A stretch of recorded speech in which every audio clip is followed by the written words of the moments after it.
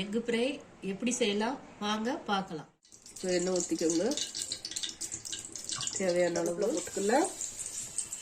ஒரு பச்சை மிளகாய், பெரிய வெங்காயம் 4 வெங்காயம் வச்சிருக்கேன். உங்களுக்கு தேவையான அளவு வெங்காயம் எவ்வளோ அதுக்கு உப்பு போட்டுக்கோங்க, கல்லுப்பு.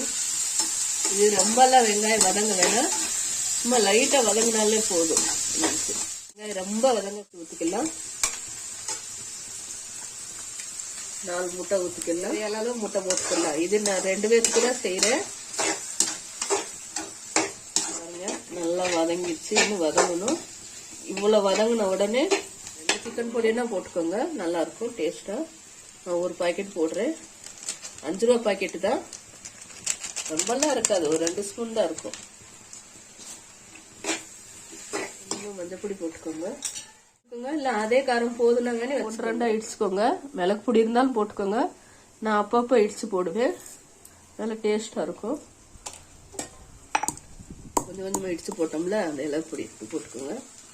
சூப்பராக இருக்கும். சப்பாத்திக்கு வச்சு சாதத்துக்கு வச்சு சாப்பிட்டா கூட ஏதாச்சும் பொரியல் மாதிரி 5 நிமிஷத்தில் ஆயிரும்.